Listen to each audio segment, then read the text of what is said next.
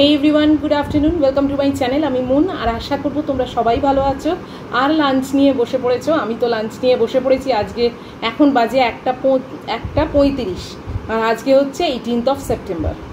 তো কালকে ভেজ থালি খাওয়ার পর আজকে একদম নামিয়ে দিয়েছি আলু সেদ্ধ, ভাত উইথ বাটার, ডিমের একটা হাফ বয়েল আর ডাল সেদ্ধ। কালকে আগের দিন, তার আগের দিন অনেক রকম খাওয়া দাওয়া চলছে, তাই না? তাই জন্য আজকে আর একেবারে পুরোপুরি নামিয়ে দিয়েছি মানে কিছুটা মানে খাওয়াটাকে একটু হালকা করব বলেও বটে, আর কিছুটা আমি রান্নার হাত থেকে একটুখানি ছুটি নিয়ে আলমারিগুলো সব যাতে গোছানোর টাইম পাই সেইটা, তাহলে আর ওই কাজগুলো কি করে করব, তাই না? আর তারপরে কি বলো তো, তোমরা বলবে টাইম তো সারাদিনই পাও, একটা টায়ার্ডনেস এসে যায় না, তখন আর মনে হয় দূর আর করব না। আর দিনও বেশি দিন নেই, সত্যি কথা বলতে। সেপ্টেম্বর মাসটা পার হোক, অক্টোবর মাসে গুড্ডি আসবে। তো দিনক্ষণ তোমাদের আমি এখন বলছি না, দিনক্ষণ একদম ঠিক সময় তোমরা সব জানতে পারবে আমার ভ্লগেতে, তোমরা সব দেখতে পাবে।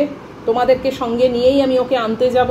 তো ডিটেল এভরিথিং মানে তোমাদের সঙ্গে আমি শেয়ার করব, কিন্তু আগের থেকে আমি দিনক্ষণটা সিকিউরিটি রিজনে, আমি যা দিনকাল পড়েছে এখন বুঝতেই পারছ, তো আমি দিনটা শুধু শেয়ার করছি না।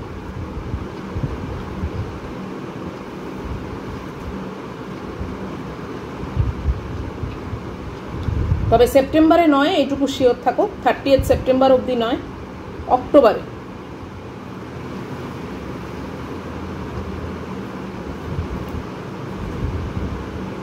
ওই জন্যে একটু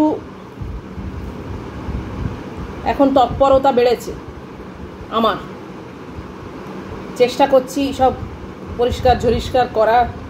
তাও তো বেশি মানে মনে হচ্ছে যেন করব, আবার দুদিন পরে আবার নোংরা হয়ে যাবে।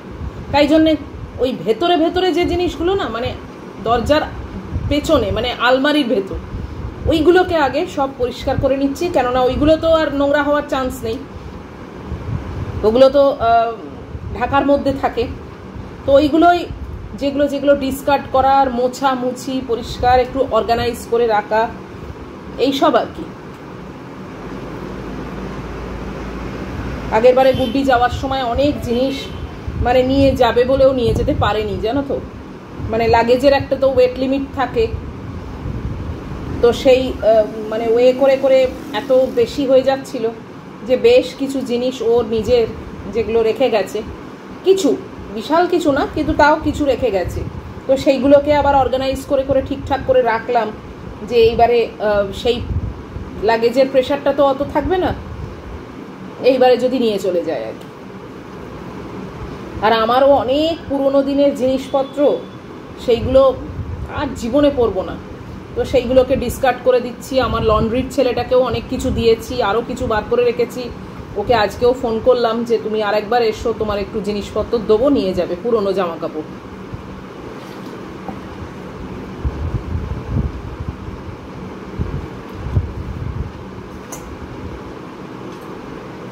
বাপিকেও প্রচুর দিয়েছি, আর লন্ড্রির ছেলেটাকেও দিই, ও চায়, গরিব মানুষ ওরা সব পরে বাঁচে, আমি শুধু নিজের আমার করে আটকে রাখবো কেন?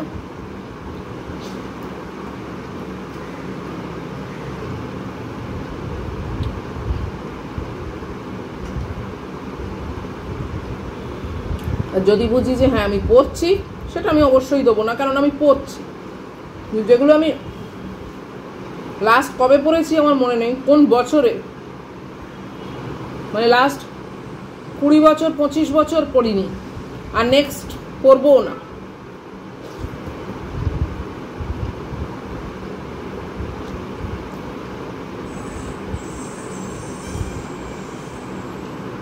আলমারিতে জায়গা জুবড়ে রেখে কোনো মানে হয় না।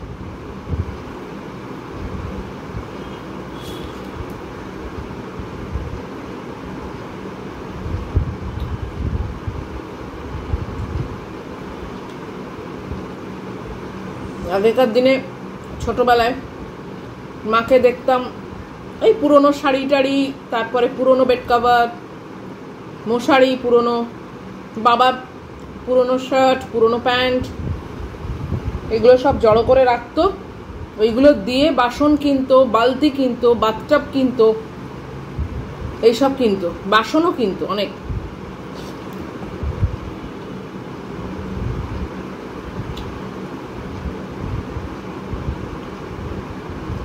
আমাদের এজ গ্রুপে যারা আছো তারা নিশ্চয়ই এইসবগুলো অলরেডি এক্সপিরিয়েন্স করেছো। এখন এসব আর হয় না, দেখি না কোথাও। আর আমাদের তো এই কমপ্লেক্সে এমনি কেউ ঢুকতে পারে না, মানে বাড়িতে গেস্ট আসবে সেই ঢুকতে পারে না, তো ওইসব লোক তো কোনো প্রশ্নই নেই।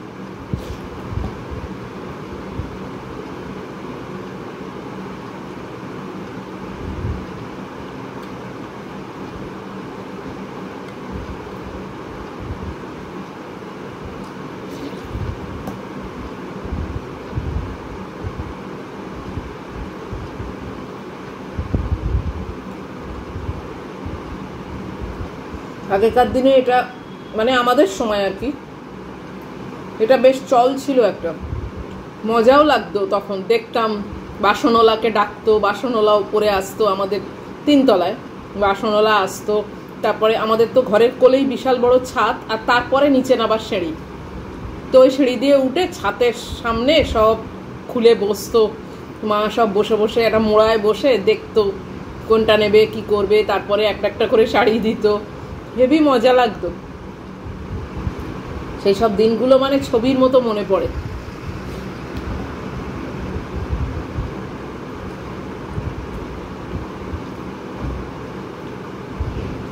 তখনও এই বাস্তব সত্যটা যে মা বাবা কেউই থাকবে না একদিন, এই বাস্তব সত্যটা তখন না কখনো মাথার মধ্যেই আসেনি।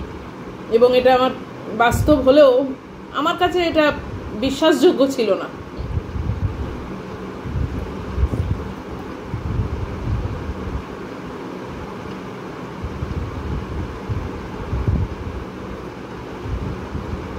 তখন ছোট ছিলাম, মা বাবা ছাড়া কারুকে মানে ভাবতেই পারতাম না জীবনে।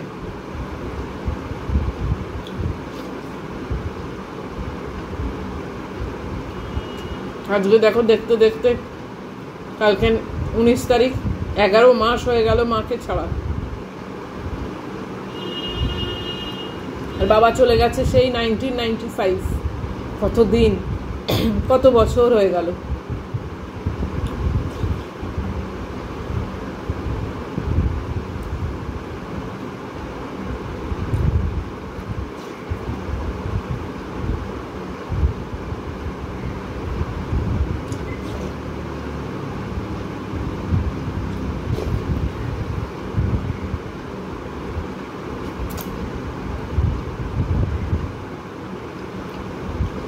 একা একা জীবন চালিয়ে যাচ্ছে।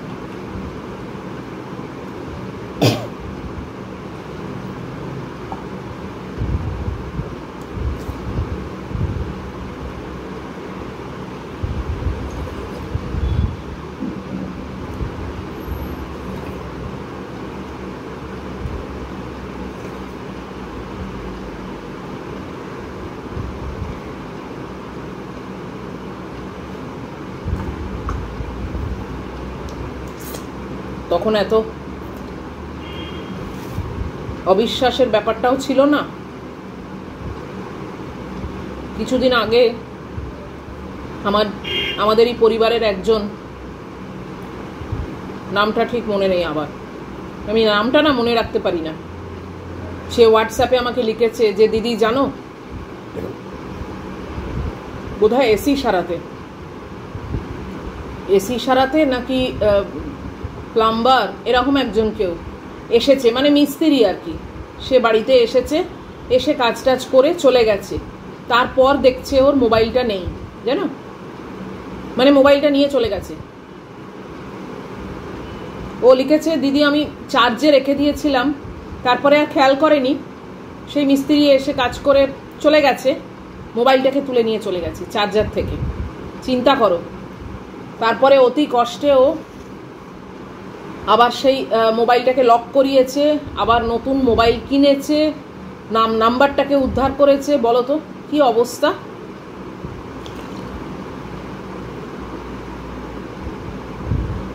যার সঙ্গে এটা হয়েছে সে যদি আমার এই ভিডিওটা এখন দেখছো তো প্লিজ কমেন্ট বক্সে একটু লেখো তো, অন্যরাও তাহলে পড়বে, আর তোমার নামটাও আমি বলতে পারবো, ভুলে গেছি নামটা।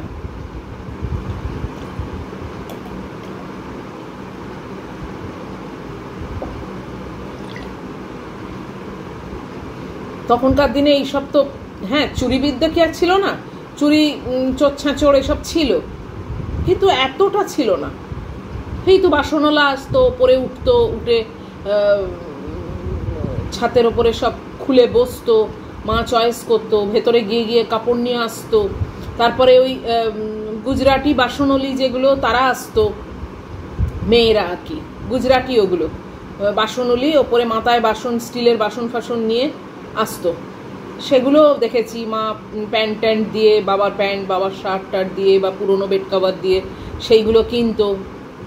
জানি এরম চুরি টুরির ব্যাপার কখনো মানে আমরা ফেস করিনি আর কি, হয়তো হয়েছে নিশ্চয়ই, কেননা চোর কি আর হঠাৎ করেই জন্মাচ্ছে, আগেও ছিল, কিন্তু আমরা কোনোদিন ফেস করিনি। এই যাই হোক, এই তোমাদের সঙ্গে গল্প করতে করতে খাই বলে ভালো লাগে জানো, না হলে একা একা না খেতে পারতাম না। ম্যাগু এখানে ঘুমিয়ে পড়েছে, ম্যাগু আজকে এতটা মতো ভাত ফেলে দিয়েছে, খায়নি, কিছুতেই খেলো না জানো, এমন অবস্থা। শেষে মানে দই দিয়ে মানে টাগনা দেওয়ার মতো মেখে মেখে দিলাম, তাতেও খেলো না, দইটা চেটে খেয়ে নিল, বাদটা খেলো না। যাই হোক, মাংস টাংসগুলো সব খেয়ে নিয়েছে। তো চলো আজকের মতো ভিডিও শেষ করে দিচ্ছি, খাওয়া শেষ। যদি আজকের খাওয়া, আজকের ভিডিও, আজকের গল্প আড্ডা তোমাদের ভালো লাগে তাহলে প্লিজ একটা লাইক করো, শেয়ার করো, সাবস্ক্রাইব করো, আর অবশ্যই কমেন্ট লিখবে। তো দেখা হচ্ছে তোমাদের সঙ্গে আবার নেক্সট লাঞ্চে। টিল দেন তোমরা খুব সাবধানে থাকবে, ভালো থাকবে, লাভ ইউ অল।